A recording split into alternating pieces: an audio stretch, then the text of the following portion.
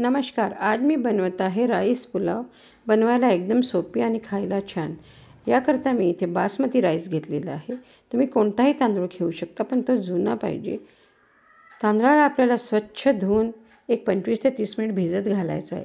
जेव्हापर्यंत तांदूळ आपला भिजतो, आपण जे व्हेजिटेबल्स आपल्याला लागतात त्याची कटिंग करून ठेवायची आहे. एक भांडं मी गॅसवर ठेवलेलं आहे. 2 टेबलस्पून ऑइल आणि 2 टेबलस्पून मी इथे तूप घातलेलं आहे. तूप आवडत नसल्यास तुम्ही तेलातही बनवू शकता. तूप गरम झालं म्हणजे एक दालचिनी, तेजपत्ता आणि एक स्टार फूल इथे घातलेलं आहे. एक कांदा इथे कट करून घातलेला आहे. कांद्याला आपल्याला छान लालसर होतपर्यंत शिजवून घ्यायचं आहे. इथे आता 1 ते 1.5 चम्मच आलं, लसूण आणि 2 हिरवी मिरचीची पेस्ट मी घातलेली आहे. एक टोमॅटो इथे कट करून घातलेला आहे. टोमॅटो आपल्याला मऊ पडेपर्यंत शिजवून घ्यायचा आहे. टोमॅटो शिजलेला आहे. आता यामध्ये मी लाल मिरची पावडर, धने पावडर, हळद, जिरे पावडर आणि गरम मसाला घालत आहे. अर्धा टीस्पून मी काश्मीरी लाल मिरची इथे घातलेली आहे, ती रंगाकरता आहे. मसाले तुम्ही आपल्या आवडीनुसार इथे घालू शकता. गरम मसाल्याऐवजी जो तुम्हाला आवडतो तो मसाला तुम्ही इथे वापरू शकता. थोडंसं पाणी घालून आपल्याला हा मसाला छान शिजवून घ्यायचा आहे. मसाला आपला शिजलेला आहे. आता यामध्ये जे व्हेजिटेबल्स आपण कट करून ठेवले ते इथे घालायचे आहे. मी बटाटे, बीन्स, गाजर आणि मटार इथे घालत आहे. तुम्ही फ्लावर, वांगं, तोंडली जी तुमच्या आवडीची भाजी असेल ती इथे घालू शकता. भाजीचं प्रमाण तुम्ही आपल्या आवडीनुसार कमी जास्त करू शकता.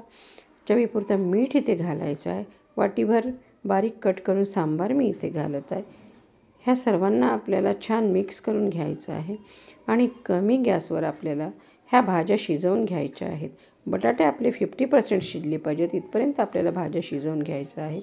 गरज पडली तर थोडंसं पाणी घालून आपल्याला भाजी शिजवायची आहे. बटाटा आपला 50% शिजलेला आहे. आपण चेक करूया.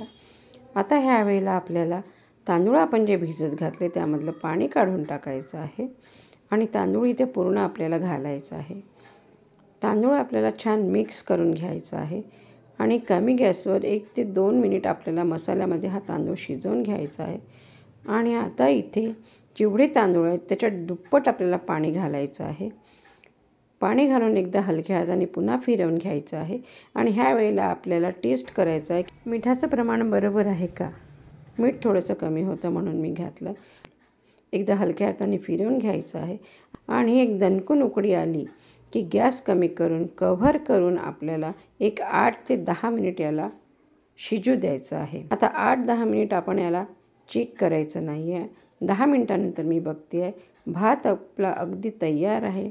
जर तुम्हाला पाणी जास्त वाटत असेल, थोडंसं अजून पाणी शिल्लक आहे असं वाटत असेल तर 1-2 मिनिट कव्हर करून अजून शिजू द्या.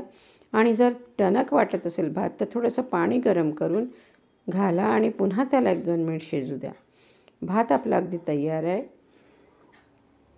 भाताला कव्हर करून 5 मिनिट तसंच झाकून ठेवायचं आहे. हा भात तुम्ही कुकरमध्येही बनवू शकता, पण त्याला पाणी थोडंसं कमी घाला, त्याला 1.5 पटच पाणी घाला. एकदा नक्की ट्राय करा. धन्यवाद.